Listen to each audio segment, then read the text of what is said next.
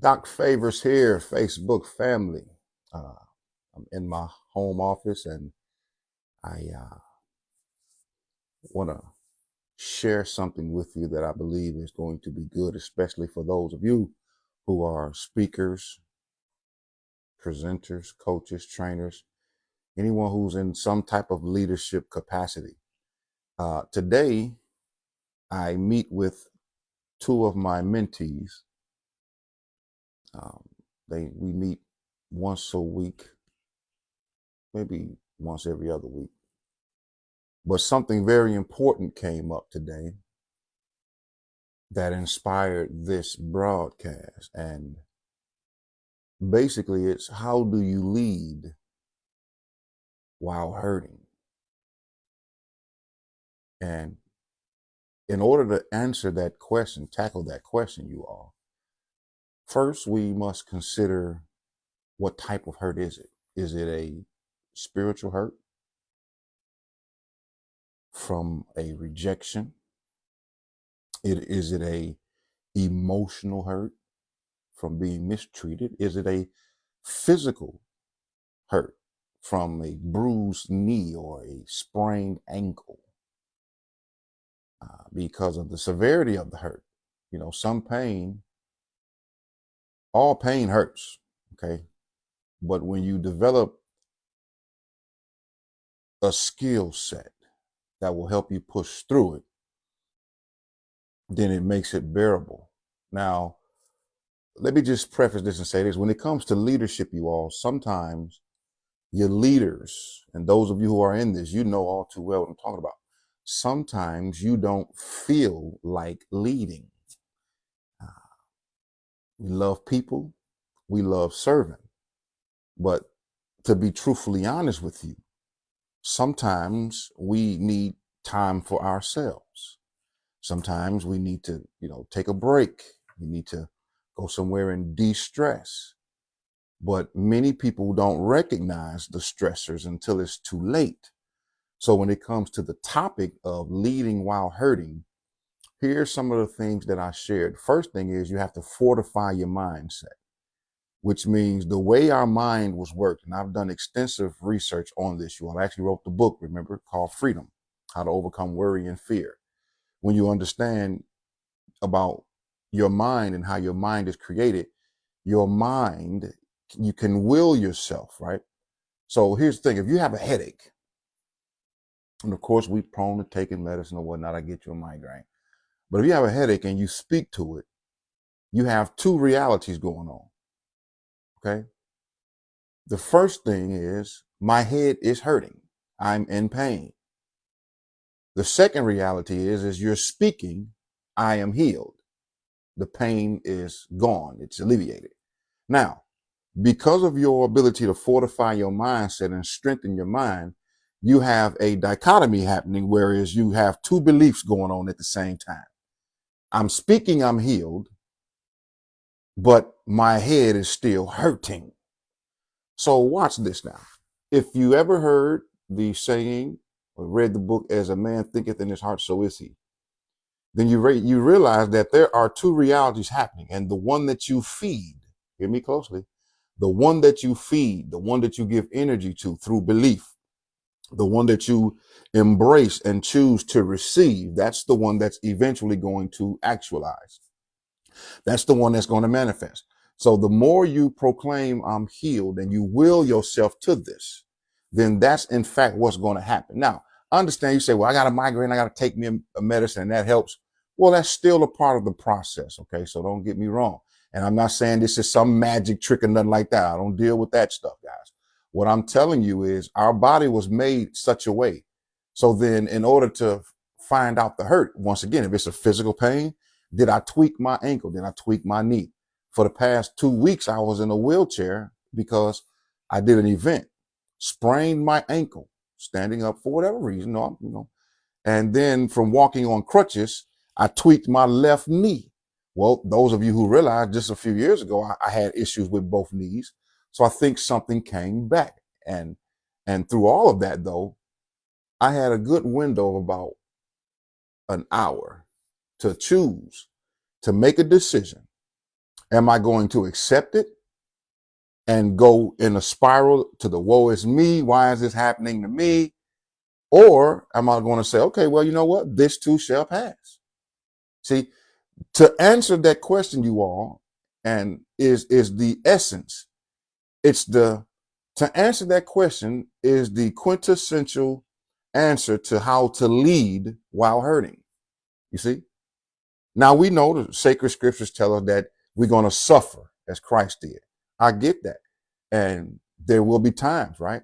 But you still can choose to think positively, to think accurately, and say, you know what? Even though I am in this, I'm going to push through and still complete the assignment. Now, here's the thing, you all. If you don't develop that skill, you won't close the deals that you want to close. Because as soon as something happened, if you've ever bought a house, and if you all who ever bought a house, you know the first earnest deposit you put down, something will change once the inspector gets there. You got to have a house inspected. Then the appraisal get there. They may jack it up, and the people and the title palm people gonna say, "Hey, we need another $5,000. You may get some of this back, but we need this in escrow to satisfy the underwriters at the bank to close on the house." So you got to come up with it. And if you don't have this resilience, this fortification of your mind to be able to see the silver lining, to be able to think accurately and positively, guy, then you'll quit before you even get started. Hands down with anything you're doing, ministry, leader, whatever leadership capacity you're in. So that's the first thing. You got to strengthen that mind. The second thing I encourage you all to do and encourage them to do is to do it anyway. Well, what do you mean, Favors? I may be in pain, but I'm not going to let the pain stop me from finishing. There it is, from completing the assignment. I wonder if you all caught that. You see, in leadership, you all, many times we have to go first. So you need that proton anointing. You have to become the trailblazer, especially if you're the visionary. Hey, Ralph, if you're a visionary and if you have vision, many people won't get on board with your vision until they see you making from it, see it work. Not understanding that together we can achieve far more. It's called divine partnerships, guys. But unfortunately, some people, they won't get with your idea. They're going to think it sounds crazy. So you got to go first. You got to do it first. That means you're going to have to connect with some positive, high altitude, high attitude, accurate thinkers to help birth that vision, to help push that thing out. And so a lot of times when in leadership, this is why we have to over exaggerate the sharing of the vision. Okay. I remember one of my professors in seminary, I think it was Dr. Mafiko, said this to me one day. He said, Favors, what you have to understand is that when you're starting anything, launching anything, the vision is yours first. Then throughout the course of time, it becomes a shared vision. And once you share it and articulate it, and then people buy into it, right? So basically you got to learn how to sell the vision, not coercing, not being dogmatic about it, but just presenting it and reasoning with people in a way that they can see the results and see the benefits for them. Then they'll get on board with you. So when you're talking about leading while hurting, you still have to act, you still have to work out that vision. You still got to walk. Do you all know how many business and companies I've started that didn't make before I finally found one that did take me to six figures? Well, several. But if I gave up on what people, I've been called hustler, city slicker from Detroit. I've been called all the names. But that's because they couldn't see the vision I had for my family. I wanted to have a house built. I'm living in it. I wanted to be debt free. I wanted to be able to send my son to college. I wanted to be able to buy my boy a car for his birthday, for his 16th birthday. Bought him a truck with 22 inches. You all see what I'm saying? But that was my vision. And because sometimes people can't see it that way, they can't see it because it's not their vision, right? So in the midst of all that, I was hurting. I had to once go back again to my wife and say, hey, I don't think it's going to work. Well, what you going to do now? I'm going to retweak it. I'm going to repurpose it, and I'm going to try it again. You see? That is the attitude. So you got to fortify your mind even while you're in pain. You got to choose to think accurately and positively. Then you have to fix your mind to completion. You're going to finish what you started. And when you do that, you'll see, guys, ladies and gentlemen, that your plotted movements begin to line up according to what you're seeing. Now watch this. Here's something that I teach my clients. As you focus on that vision, which is the end result, it then starts to move towards you, right? Now I could take you on a deep piece right here with your conscious mind and your subconscious mind, and how your subconscious mind operates in such a way, because your subconscious mind is connected to the universe. I'm not going to go through all that right now. All right. I teach that in my speech, but here's the thing. When you want to be resilient and you want to learn and really accomplish your goal, sometimes you have to do it while hurt. We getting ready for the football, the Super Bowl. Hey, Faye, we getting ready for the Super Bowl. And my beloved Lions are not in there, but we all know it seemed like every Sunday someone was getting hurt. They playing hurt, and to the point to where something happening. But they still made it to the best season ever. They didn't give up, y'all. Some of them was playing hurt. You're going to see guys on Super Bowl Sunday. Some of them going to play hurt because they understand, they fortified their mind, and they understand that we got to complete this season. I have to complete it, okay? So now, here's the last thing that I want you to realize when it comes to leading while hurting. Ownership.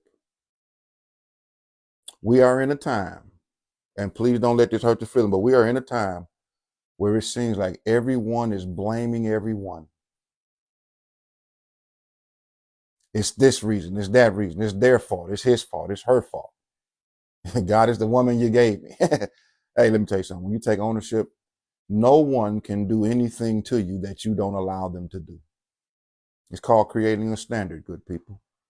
And when you create a standard, there are times where I have to tell people, no, I turn people away from our programs, you all. Not because I think I'm just the best or greatest thing.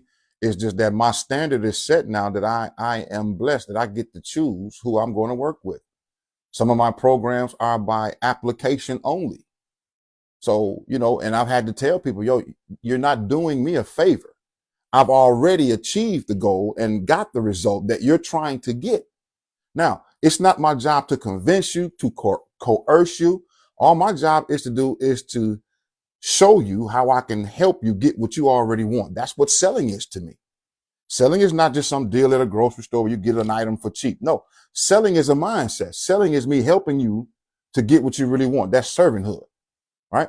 So when you talk about servant leadership, I sell people on the fact that I'm a leader and I can help you grow your organization. I can counsel you on how to get your business over 6 figures, if that's what you choose to do. And I can counsel you on how to create a better environment and strengthen your mindset, so that, guess what? Your mind becomes so strong that you can reject negative things, toxic things, all of that. You can reject that and you can go to sleep at night. You do not have to walk around worried, anxious, full of fear. How you going to take care of this? How you going to take care of that? It's a few things that we have to tweak. And the reality of it is, if you don't know, you don't know.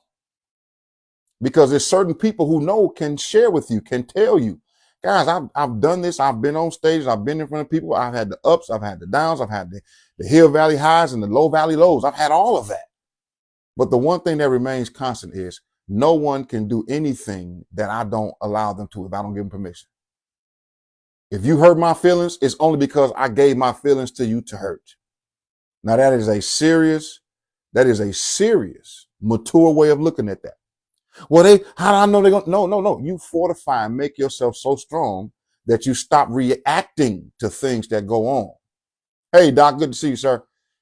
You have to now respond. Well, favors, what's the difference?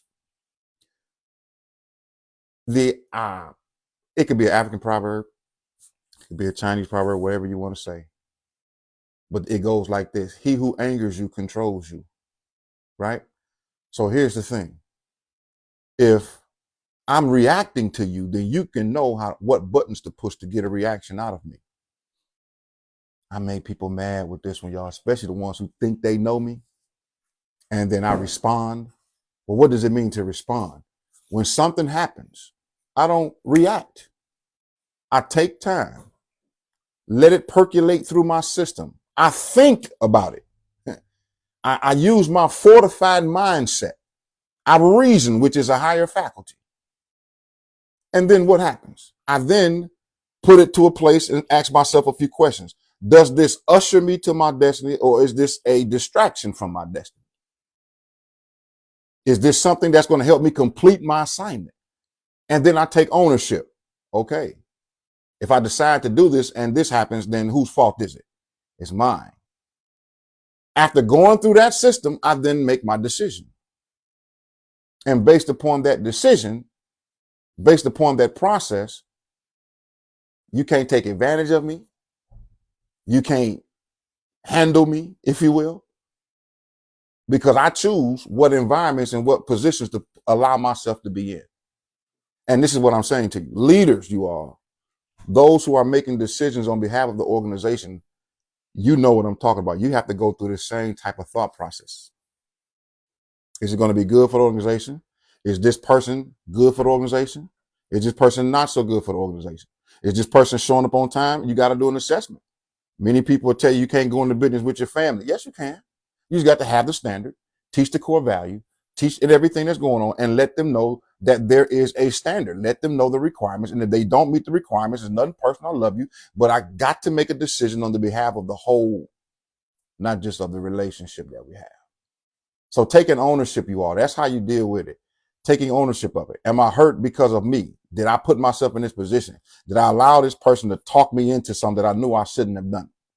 Did I listen to my gut feeling? Did I listen to that intuition? All of these things, you all, these three simple things you can apply. And that's how the resilient leaders, those leaders who have massive results, I guarantee you, they may not be doing it exactly this way, but they're doing it similar to this way. Because it is I'm not going to even say it's a secret, because you know what to do. Question is, you can know what to do all day long. You can gather information, but why don't you do it? That's a different story. So anyway, ladies and gentlemen, this is what we discussed, somewhat of it, and I wanted to share this with you all in hopes that some of you all don't give up on leadership. Your team needs you. Your company needs you. Your family needs you. Any capacity where you're leading, they need you to show up present, on time, thoughtful about the decisions you're making for that organization. Family, organization, relationship, business, corporation, whatever it is. But if you're in that position of leadership, even if it's management, mid-level leadership, C-suite leadership, it doesn't matter. People are counting on you, trusting for you to be able to lead and not let your emotions overtake you. That's what happens when you don't know how to process pain and hurt. So guys, hopefully this has been helpful to you. As always, I come on and share these nuggets as they come up and they come to me. But some of this, I think y'all just need to know. So that being said, hey, if you all like that and you are interested in hearing more about that, I have a private Facebook group. We got about 360 some people in there. And I can leave a link down there in this, our Essential Leaders Institute Business Mindset group. Okay, I do a lot of these teachings over there. But tonight I wanted to share with you all. So I'll leave that link in the comment section. It don't require anything. I don't even ask for your email or your name to join. You just join and we dialogue and we get it in. And from there, you know, if you want to work with me, we'll show you how to do that. With that being said, y'all have a great evening. Drop me a comment below. Let me know what y'all thought about some of the information that I shared tonight. I'd really appreciate that. And as